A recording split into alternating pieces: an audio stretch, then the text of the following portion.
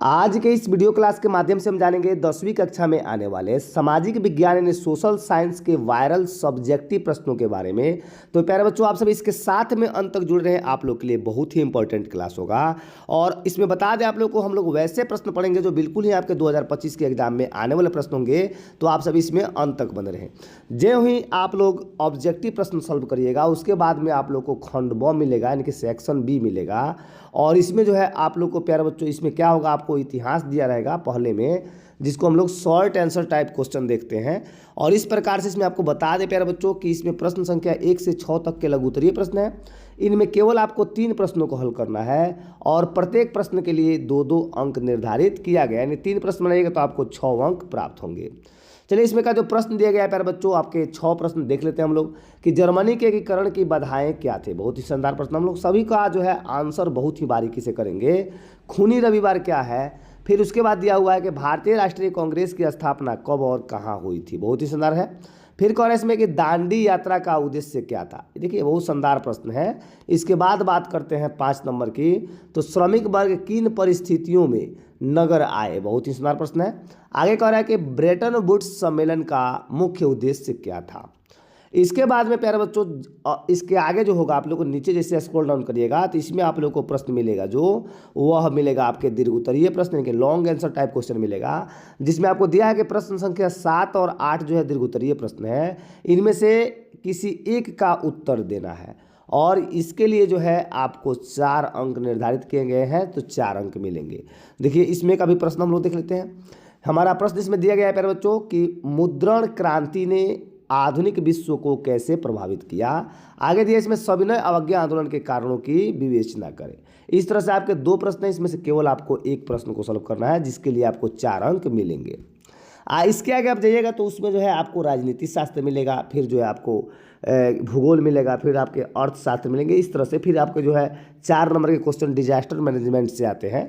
तो हम सब पूरा देखेंगे। अभी जो है छोटा छोटा वीडियो हम लोग देख रहे हैं, तो आइए आप देखते हैं इसमें कितना बढ़िया इसमें आंसर बना हुआ है। पहला जो हम लोग प्रश्न पढ़े थे कि जर्मनी के एकीकरण में जो है बाधाएं क्या थी, तो आपको बता दें कि जर्मनी के एकीकरण में प्यारे बच्चों निम्न बाधाएं थी। पहले बाधा की बात करते हैं तो राजनीतिक विभाजन, दूसरे में दिया है अंतर्राष्ट्रीय दबाव, तीसरा है कि ऑस्ट्रिया जो है उसमें हस्तक्षेप कर दिया, और उस युद्ध में क्या हुआ प्यारे बच्चों एकीकरण में कि जनता की जागरूकता का अभाव रहा। दक्षिणी जर्मनी में पोप का प्रभाव था और आर्थिक, सामाजिक तथा राजनीतिक असमानताएं थी। इस प्रकार से सभी जो थी प्यारे बच्चों जर्मनी के एकीकरण में बाधाएं उत्पन्न हुई थी, जिसके कारण जो है जर्मनी के एकीकरण में बाधाएं उत्पन्न हुई थी। ये सभी कारण थे। ऐसे आप लोग जो है सूटेबल आंसर उसमें लिखेंगे तो आपको फुल नंबर 2 नंबर मिल जाएगा। अगला जो प्रश्न था हमारा कि खूनी रविवार क्या है, बहुत ही शानदार प्रश्न है। तो देखिए, हम लोग इसको देख लेते हैं कि 1905 में रूस जापान युद्ध में रूस एक छोटे से एशियाई देश जापान से क्या हो गया, पराजित हो गया। पराजय के अपमान के कारण जनता ने क्रांति कर दी, यानी कि जब वह रूस हारा तो उस वक्त जो है जनता क्या करी, क्रांति कर दी। तब क्या हुआ कि 9 जनवरी 1905 को लोगों के समूह के द्वारा, यानी कि रूस के जो लोग थे उनके समूह के द्वारा प्रदर्शन करते हुए सेंट पीटर्सबर्ग स्थित राजमहल की ओर जा रहे थे, यानी कि सभी लोग जो है राजमहल की ओर चलना शुरू कर दिया। तभी उसका शासक जो था जार निकोलस द्वितीय, जार की सेना ने क्या किया कि उस निहत्थे भीड़ पर, निहत्थे समूह पर जो है क्या करी, गोलियां चला दी, जिससे हजारों हजार की संख्या में लोगों की जानें चली गई। और यह घटना जो थी, यानी कि यह घटना जो थी प्यारे बच्चों, वह रविवार के दिन की थी, इसलिए इसे खूनी रविवार के नाम से जाना जाता है। तो आशा करते हैं आप लोग इसको समझ लिए होंगे। बिल्कुल ही आप लोग को ऐसे आंसर लिखना है, आप लोग को 2 नंबर इसमें पक्का हो जाएंगे। फिर बात करते हैं अगले प्रश्न की। प्रश्न आपसे कहा जा रहा है इसमें कि भारतीय राष्ट्रीय कांग्रेस की स्थापना कब और कहाँ हुई थी। तो भारतीय राष्ट्रीय कांग्रेस की स्थापना की बात करें प्यारे बच्चों, भारतीय राष्ट्रीय कांग्रेस की स्थापना 28 दिसंबर 1885 को बॉम्बे के गोकुलदास तेजपाल संस्कृत महाविद्यालय में हुआ था, जिसमें 72 प्रतिनिधियों ने भाग लिया था। और 72 की बात करें प्यारे बच्चों तो उसमें 2 महिलाएं शामिल थी, यानी कि 72 प्रतिनिधियों में जो थी 2 महिलाएं शामिल थी, यानी 70 पुरुष और 2 महिलाओं ने भाग लिया था। और इसको बता दें प्यारे बच्चों, ये जो है 1885 में 28 दिसंबर को क्या होता है, इसमें गोकुलदास तेजपाल संस्कृत महाविद्यालय में इसकी स्थापना हुई थी। तो आप सभी इसको समझ लिए होंगे, बिल्कुल ही आप लोग के लिए इंपॉर्टेंट है। अगर प्रश्न आता है तो ऐसे आप लोग इसको लिख सकते हैं। अगला प्रश्न आपसे कहा जा रहा है प्यारे बच्चों कि दांडी यात्रा का उद्देश्य क्या था। देखिए बहुत शानदार प्रश्न है। तो दांडी यात्रा आप लोग समझेंगे, इसमें बहुत ही हम लोग विस्तार से समझेंगे। दांडी यात्रा की बात करते हैं तो दांडी यात्रा का उद्देश्य समुद्र के जल से नमक बनाकर नमक कानून का उल्लंघन करना था, क्योंकि तत्कालीन समय में आम व्यक्तियों द्वारा नमक बनाना कानूनी अपराध था।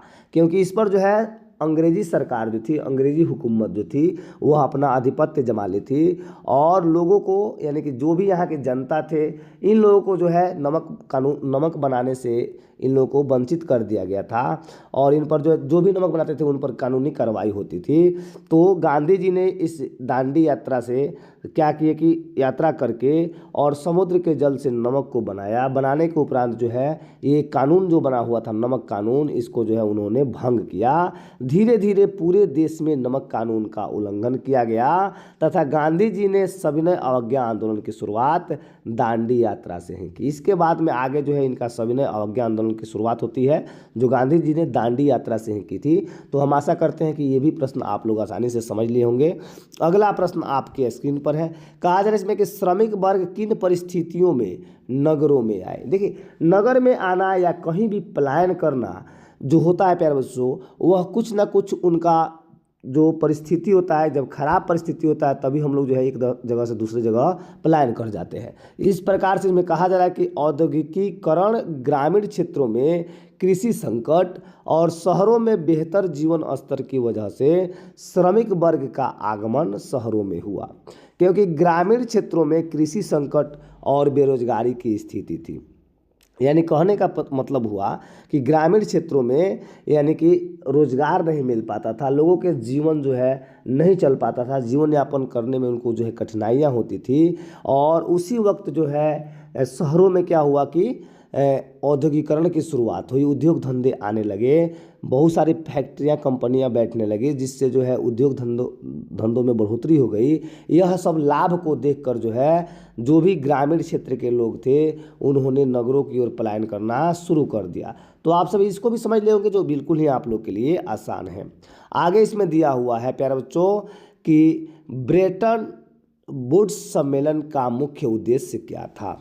देखिए तो इस सम्मेलन की बात करते हैं। इस सम्मेलन का मुख्य उद्देश्य द्वितीय विश्व युद्ध के बाद अंतर्राष्ट्रीय आर्थिक व्यवस्था को मजबूत करना था। इस सम्मेलन में भाग लेने वाले देशों ने आर्थिक सहयोग के लिए एक रूपरेखा तैयार की। यानी इसमें बताया जा रहा है प्यारे बच्चों कि अंतर्राष्ट्रीय आर्थिक व्यवस्था को मजबूत करने के लिए, जब अंतर्राष्ट्रीय आर्थिक व्यवस्था जब डगमगाई हुई थी उस समय इस सम्मेलन का आयोजन किया गया था, जिसमें बहुत सारे देशों ने जो है हिस्सा लिया और हिस्सा लेकर जो है अपने आर्थिक सहयोग यानी कि एक दूसरे को जो है रुपया पैसा या कोई भी वस्तु लेन देन करने की एक जो है योजना बनाई, जिसे हम लोग क्या करते हैं ब्रेटन वुड्स सम्मेलन के नाम से जानते हैं। तो ये सभी प्रश्न जो है आपके VVI हैं, तो इसको आप लोग आसानी से देख लीजिएगा, एक बार दो बार इसको देख लीजिएगा तो आप लोग को याद हो जाएगा।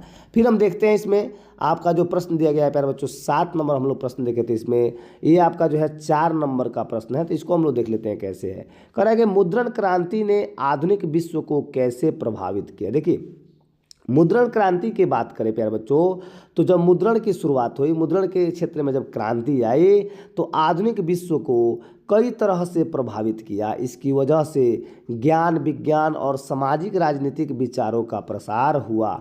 यानी ज्ञान विज्ञान का प्रसार हुआ, सामाजिक विचारों का प्रसार हुआ और इसके मुख्य कुछ कारण हैं, कुछ इसमें जो है प्रभावित करने वाले कारक है, उसको हम लोग देखते हैं। फिर इसमें क्या हुआ प्यारे बच्चों कि मुद्रण क्रांति ने प्रेस की शुरुआत की। जब मुद्रण हुआ प्यारे बच्चों तब जो है प्रेस की शुरुआत हुई। फिर इसमें बताया जा रहा है कि मुद्रण क्रांति से किताबें और ज्ञान का प्रसार बढ़ा। यानी जब मुद्रण की शुरुआत हुई तो किताबें छपने लगे और किताबें छपने लगे तो लोग जो है उसको पढ़कर या जो है कुछ लोग किताबों को जो भी अपनी किताब में हस्तलिपियाँ थी लिख कर जो है उसको छपवाने का काम किए, जिससे जो है उनका ज्ञान प्रसार बढ़ने लगा। और मुद्रण की बात करें तो इससे जन जागरूकता बढ़ी, यानी लोगों में जो है जागरूकता बढ़ी कि हमें भी जो है ज्ञान अर्जित करना चाहिए। फिर इसमें बताया जा रहा है कि मुद्रण क्रांति से वैज्ञानिक खोजों और आविष्कारों की जानकारी तेजी से फैली, यानी जो भी वैज्ञानिक खोज थे, आविष्कार थे, वह जो है प्यारे बच्चों तेजी से फैल गया, क्योंकि ये सभी जो है मुद्रण क्रांति के समय से ही हुआ। आगे कह रहा है इसमें कि मुद्रण क्रांति से राष्ट्रवाद और क्रांति विचार को बढ़ावा मिला, यानी मुद्रण क्रांति से जो है राष्ट्रवाद और जो क्रांति का विचार था, ये सभी को क्या मिला प्यारे बच्चों, बढ़ावा मिला। फिर इसमें कहा जा रहा है प्यारे बच्चों कि मुद्रण क्रांति से शिक्षा का प्रसार हुआ, यानी मुद्रण क्रांति जब हुई तो उसमें शिक्षा का प्रसार आप लोगों को पहले ही बता दिए थे। फिर कह रहा है कि इसने यानी मुद्रण क्रांति ने वाद विवाद की कई संस्कृति को जन्म दिया, यानी वाद विवाद करने के बहुत सारे हस्तकंडे को जन्म दिया, बहुत सारे संस्कृतियों को जन्म दिया। फिर इसमें कहा जा रहा है प्यारे बच्चों कि मुद्रण क्रांति धर्म और आस्था को तार्किकता की कसौटी पर जो है कसा जाने लगा, यानी धर्म और आस्था को जो है तार्किकता की कसौटी पर कसा जाने का काम जो है मुद्रण क्रांति के समय से शुरू हुआ। इसके बाद में आपका जो दिया गया है बच्चों, मुद्रण क्रांति से सामाजिक क्रांति के नए विचारों का सूत्रपात हुआ। ऐसे ही हम लोग जो है प्यारे बच्चों, अभी ये हमारा जितना भी प्रश्न था ये पूरा हिस्ट्री का था, इतिहास का था। आगे आपके पॉलिटिकल साइंस के प्रश्न होंगे जिसको हम लोग अगले वीडियो में देखेंगे, जो बिल्कुल ही आप लोग के लिए इम्पोर्टेंट होगा। तो आप सभी इतना देखते रहिए, और अगला जो वीडियो बनेगा हम लोग का, उस वीडियो में हम लोग प्यारे बच्चों एक ही वीडियो में पूरे जितने भी आप लोग को यानी कि 50 नंबर के जो भी आपके प्रश्न बन रहे हैं सब्जेक्टिव, सभी प्रश्नों को हम लोग एक ही वीडियो में देखेंगे।